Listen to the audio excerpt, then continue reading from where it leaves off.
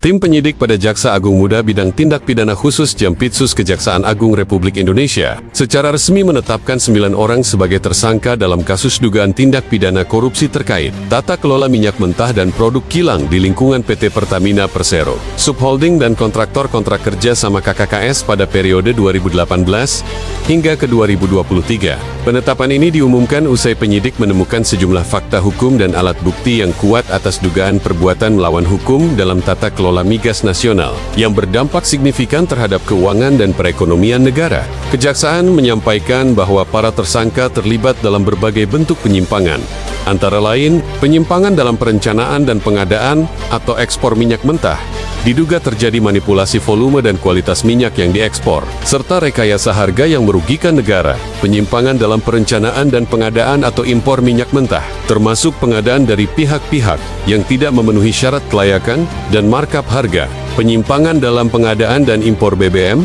Sejumlah transaksi BBM dilakukan tanpa perhitungan keekonomian yang akurat dan mengabaikan prinsip efisiensi. Penyimpangan dalam pengadaan sewa kapal, penyewaan kapal angkut dilakukan dengan biaya tidak wajar dan tidak melalui proses tender terbuka. Penyimpangan dalam pengadaan sewa terminal BBM melalui PT OTM ditemukan indikasi kerjasama fiktif dan pembayaran tidak sesuai kontrak. Penyimpangan dalam pemberian kompensasi produk Pertalite, kompensasi yang diberikan kepada pihak-pihak tertentu tidak sesuai regulasi dan berpotensi fiktif. Penyimpangan dalam penjualan solar non-subsidi kepada pihak swasta dan BUMN, produk solar dijual di bawah harga dasar yang ditetapkan pemerintah, menimbulkan kerugian masif bagi negara. Akibat dari keseluruhan tindak pidana ini, negara mengalami kerugian keuangan dan perekonomian sebesar Rp285 017,731,964.389 285 triliun 17 miliar 731.964.389 rupiah. Angka tersebut menjadikan kasus ini sebagai salah satu skandal korupsi terbesar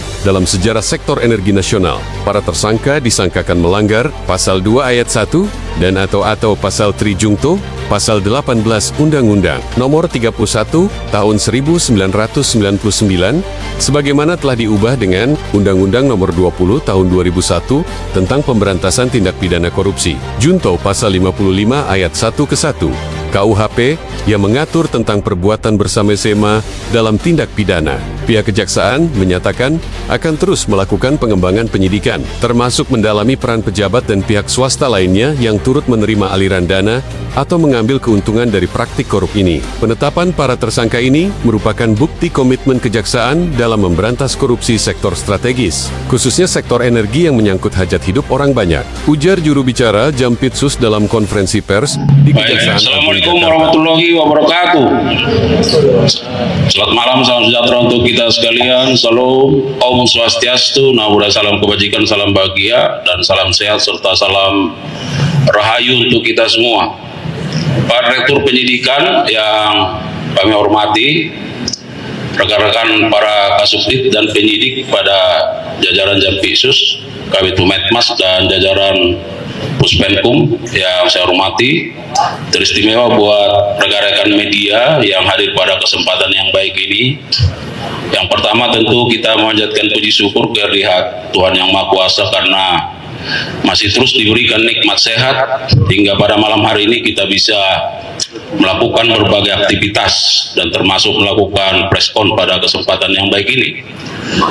Yang kedua, kami menyampaikan terima kasih dan penghargaan yang tinggi kepada rekan-rekan media yang telah meringankan langkah atas undangan kami sebagai bentuk dukungan yang sangat berharga bagi institusi Adiaksa. Rekan-rekan media, pada malam hari ini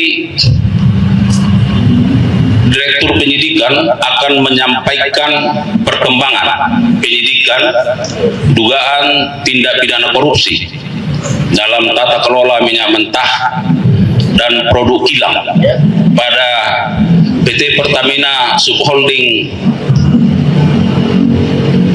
dan kontraktor kontrak kerjasama tahun 2018 sampai 2023.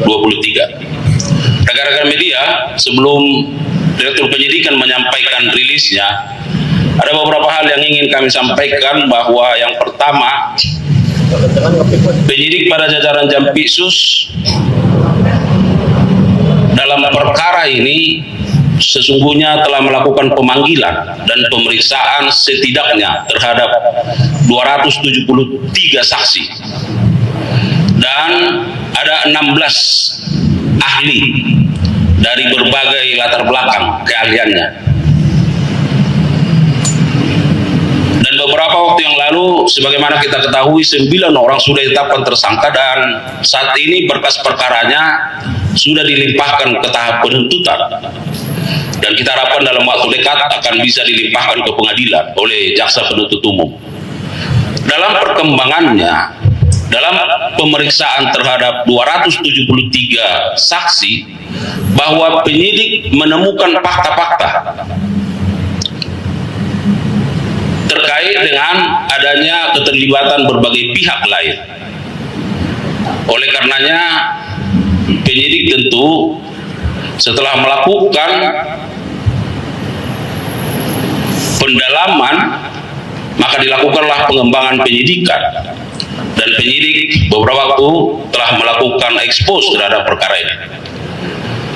Bagaimana nanti hasilnya, Direktur Penyidikan akan menyampaikan kepada kita semua. Oleh karenanya, rekan-rekan media, mari kita simak bersama hal-hal yang akan disampaikan oleh Direktur Penyidikan terkait dengan perkembangan penyidikan ini. Kepada Pak Direktur Penyidikan kami persilakan. Terima kasih.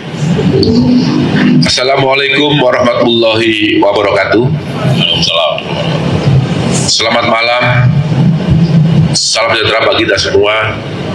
Yang saya hormati Bapak Kapus Penkum, beserta jajaran, para kasudin, terutama yang saya hormati teman-teman wartawan yang pada malam hari ini hadir meliput konfes yang diadakan oleh Pak Kapus Penkum. Untuk itu saya akan menyampaikan perkembangan penyidikan perkara dugaan tindak pidana korupsi tata kelola minyak mentah dan produk kilang pada PT Pertamina Persero Holding dan kontraktor kontrak kerjasama. Pada hari ini, Kamis 10 Juli 2025, disampaikan perkembangan penanganan perkara dimaksud, yaitu perkara dugaan tindak pidana korupsi dalam tata kelola minyak mentah dan produk kilang pada PT Pertamina Persero Holding dan kontraktor kontrak kerjasama tahun 2018 sampai dengan tahun 2023. Dari hasil penyidikan yang dilakukan secara maraton dengan jumlah saksi sebagaimana yang telah disampaikan oleh Pak Kapus Penkum, tim penyidik menyimpulkan telah diperoleh alat bukti yang cukup untuk menetapkan sebanyak 9 tersangka. Adapun ke-9 tersangka tersebut dapat saya sampaikan sebagai berikut. Yang pertama, tersangka AN selaku Vice President Suplai dan Distribusi Kantor Pusat PT Pertamina tahun 2011 sampai dengan tahun 2015. Yang kedua, tersangka HB selaku Direktur Pemasaran dan Niaga PT Pertamina pada tahun 2014. Yang ketiga, tersangka TN selaku VP Integrated Supply Chain tahun 2017 sampai dengan tahun 2018. Kemudian tersangka DS selaku VP Crude and Product Trading ISC Kantor Pusat PT Pertamina Persero yang menjabat sejak tahun 2019 sampai dengan 2020. Yang kelima, tersangka AS selaku Direktur Gas Petrochemical and New Business PT Pertamina International Shipping.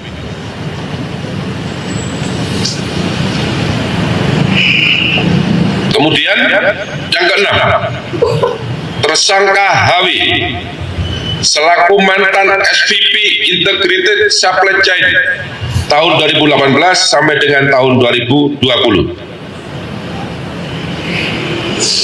Kemudian yang ketujuh, tersangka MH selaku Business Development Manager PT Trafigura yang menjabat tahun 2019 sampai dengan tahun 2021. Kedelapan, tersangka IP selaku Business Development Manager PT Mahameru Kencana Abadi. Kesembilan, tersangka MRC selaku Beneficial Owner PT Tangki Merak dan PT Orbit Terminal Merak. Untuk para pejabat di PT Pertamina, sebagaimana yang saya sebutkan tadi, karena yang bersangkutan beberapa kali menjabat di tempat yang berbeda, maka tidak saya sebutkan jabatannya satu persatu. Bahwa masing-masing tersangka tersebut telah melakukan berbagai penyimpangan yang merupakan perbuatan melawan hukum dan tata kelola minyak yang mengakibatkan kerugian negara maupun kerugian perekonomian negara. Adapun penyimpangan tersebut dapat disampaikan sebagai berikut. Yang pertama, penyimpangan dalam perencanaan dan pengadaan ekspor minyak mentah. Dua, penyimpangan dalam perencanaan dan pengadaan impor minyak mentah. Tiga, penyimpangan dalam perencanaan dan pengadaan impor BBM. Empat, penyimpangan dalam pengadaan sewa kapal. Lima, penyimpangan dalam pengadaan sewa terminal BBM PT OTM. 6. Penyimpangan dalam proses pemberian kompensasi produk pertalite. Ketujuh, penyimpangan dalam penjualan solar non subsidi kepada pihak swasta dan pihak BUMN yang dijual dengan harga di bawah harga dasar. Adapun peran masing-masing tersangka dalam melakukan perbuatan melawan hukum yang mengakibatkan kerugian keuangan negara dan kerugian perekonomian negara dapat disampaikan sebagai berikut.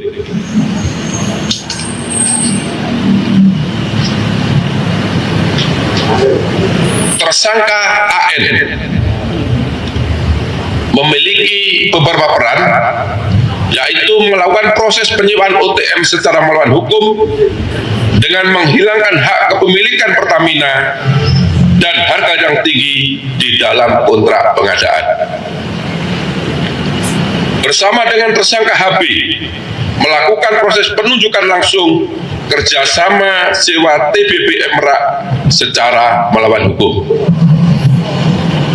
Melakukan negosiasi harga sewa dengan mengakomodir nilai sewa yang mahal, yaitu sebesar 6,5 USD per kiloliter dengan menghilangkan skema pemilikan aset PT OTM. Selanjutnya, melakukan proses penjualan solar di bawah harga dasar secara melawan hukum kepada pihak BUMN dan pihak swasta. Dan yang terakhir, yang bersangkutan berperan dalam penyusunan formula kompensasi yang tinggi untuk produk pertalite secara melawan hukum. tersangka HB bersama dengan tersangka AN mengakomodir penawaran dan melakukan proses penunjukan langsung kerjasama TBP Emra secara melawan hukum yang seharusnya dilakukan dengan cara pelelangan. Kemudian melakukan proses penyewaan OTM secara melawan hukum dengan menghilangkan hak kepemilikan Pertamina atas objek sewa terminal BBM Merak dan harga yang tinggi dalam kontrak atau perjanjian. 3. Tersangka TN melakukan dan menyetujui pengadaan impor minyak mentah dengan mengundang demut atau supplier yang tidak memenuhi syarat sebagai peserta lelang karena yang bersangkutan dikenakan sanksi karena tidak mengembalikan kelebihan bayar. Kemudian menyetujui demut atau supplier tersebut sebagai pemenang lelang meskipun praktek pelaksanaan pengadaan tidak sesuai dengan prinsip dan etika pengadaan, yaitu volume basit yang dicantumkan dalam lelang impor minyak mentah dan perlakuan istimewa kepada supplier tersebut. Untuk tersangka DS bersama dengan tersangka SDS dan tersangka JF melakukan ekspor penjualan minyak mentah bagian negara dan anak perusahaan hulu minyak Pertamina tahun 2021 dengan alasan terjadi ekses terhadap MMKBN dan anak perusahaan hulu Pertamina tersebut, padahal yang seharusnya minyak mentah tersebut masih dapat diserap oleh kilang dan tidak ekses, yang harusnya dipergunakan untuk memenuhi kebutuhan minyak mentah dalam negeri. Kemudian di waktu yang sama, DS bersama dengan tersangka SDS dan tersangka YF melakukan impor minyak mentah dengan jenis yang sama dari luar negeri dengan harga yang lebih mahal. Maksudnya minyak mentah yang kualitas sama dengan harga minyak mentah di dalam negeri, tetapi harga impor ini, minyak mentah yang diimpor dengan kualitas sama ini harganya lebih tinggi. Untuk tersangka AS bersama-sama dengan tersangka SDS dan tersangka DW bersepakat menambah dan menaikkan nilai sewa kapal sebesar 13% dari nilai sewa kapal Olimpik Luna dari Afrika ke Indonesia dengan maksud agar harga pengadaan sewa kapal bisa di-markup menjadi 5 juta US dollar Amerika yang seharusnya berdasarkan harga publikasi atau harga HPS hanya sebesar 3.765.712 US dollar Amerika. Selanjutnya AS bersama-sama dengan tersangka DW dan tersangka AP mengkoordinasikan agar kapal Suezmax milik PT Jenggala Maritim Nusantara dimenangkan dalam proses pengadaan tender time charter di PT Pertamina International Shipping dengan cara mencantumkan syarat yang hanya bisa dipenuhi oleh kapal Suezmax milik PT Jenggala Maritim Nusantara. Kemudian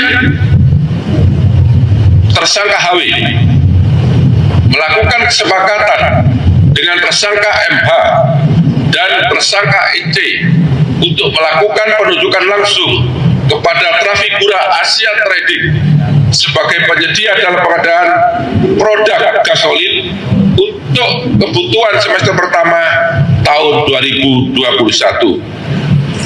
Padahal seharusnya pengadaan tersebut dilakukan melalui proses lelang khusus di mana semua mitra atau demut diundang untuk mengikuti tender atau lelang. Tetapi dalam kenyataannya Mitra Kura Asia Trading tidak terdaftar sebagai mitra atau demut Pertamina yang seharusnya tidak dapat mengikuti pengadaan atau lelang.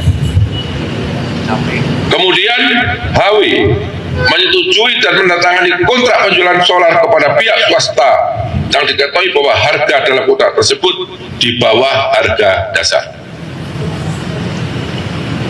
Yang ketujuh, tersangka MH bersama-sama dengan tersangka HW dan EC bersepakat memenangkan kepada Trafigura Asia Trading dengan penunjukan langsung secara melawan hukum dalam pengadaan produk gasolin untuk semester pertama tahun 2021, yang mana diketahui bahwa Trafigura Asia Trading tidak terdaftar sebagai mitra atau demut di PT Pertamina Patraniaga yang seharusnya tidak dapat mengikuti atau tidak dapat diikutsertakan sebagai peserta lelang atau pengadaan.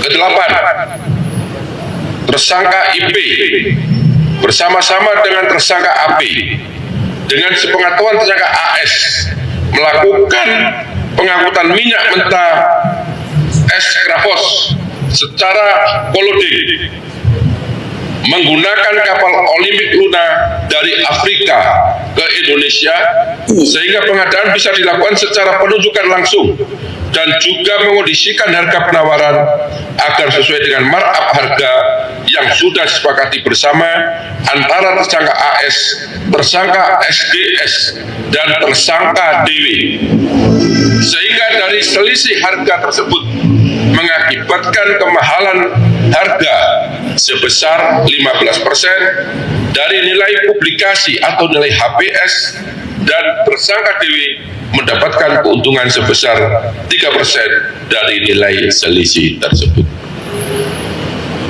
Kemudian yang terakhir, tersangka MRC melakukan perbuatan secara bersama-sama dengan tersangka HB, tersangka AN, dan tersangka GRJ secara melawan hukum untuk menyepakati kerjasama penyewaan terminal BBM Tangki Merak dengan melakukan intervensi kebijakan tata kelola PT Pertamina berupa memasukkan rencana kerjasama penyewaan terminal BBM Merak yang pada saat itu PT Pertamina belum memerlukan tambahan penyimpanan stok BBM. Kemudian menghilangkan skema kepemilikan aset terminal BBM Merak dalam kontrak kerjasama serta menetapkan harga kontrak yang sangat tinggi. Para teman-teman wartawan yang saya hormati, ini tadi sebagian perbuatan material yang dilakukan oleh para tersangka, tetapi belum saya seluruhnya kita sampaikan di sini karena sangat banyaknya perbuatan-perbuatan yang dilakukan oleh para tersangka tersebut.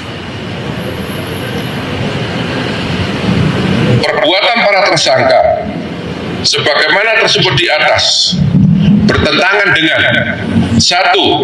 Undang-Undang Nomor 22 Tahun 2001 tentang minyak dan gas bumi. Yang kedua, Undang-Undang Nomor 30 Tahun 2007 tentang energi. Keempat, Undang-Undang Nomor 40 Tahun 2007 tentang persiaran terbatas. Kelima, Peraturan Pemerintah Nomor 36 Tahun 2004 sebagaimana diubah dengan Peraturan Pemerintah Nomor 30 Tahun 2009 tentang kegiatan usaha hilir minyak dan gas bumi.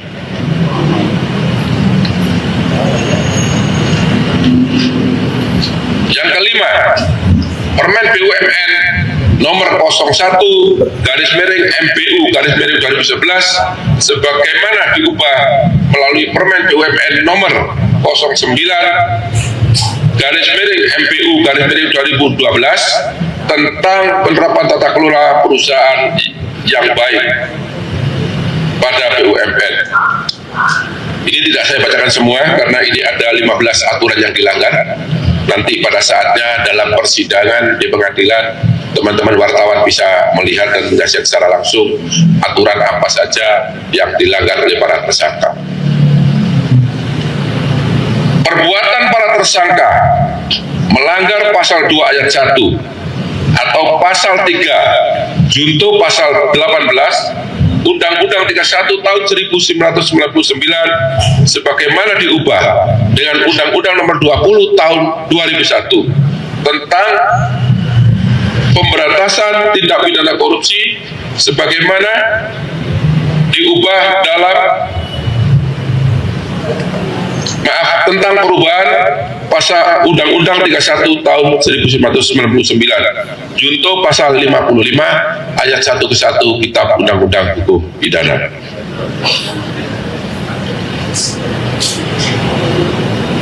Selanjutnya, setelah dilakukan pemeriksaan kesehatan, para tersangka dinyatakan sehat baik jasmani maupun rohani, dan selanjutnya tim penyidik melakukan penahanan terhadap 9 tersangka tersebut untuk 20 hari ke depan. 8 tersangka tersebut untuk 20 hari ke depan terhitung mulai tanggal 10 Juli 2025 hari ini. Berdasarkan surat perintah penahanan nomor 41 tahun 2025, nomor 42 tahun 2025, kemudian untuk tersangka TN nomor 37 tahun 2025, untuk tersangka TS berdasarkan surat perintah nomor 36 tahun 2025, untuk tersangka AS berdasarkan sprint nomor 40 tahun 2025, kemudian untuk tersangka HW berdasarkan surat perintah nomor 35 tahun 2025, kemudian untuk tersangka MH berdasarkan surat perintah nomor 38 tahun 2025, dan yang terakhir untuk tersangka IP berdasarkan surat perintah nomor 39 tahun 2025.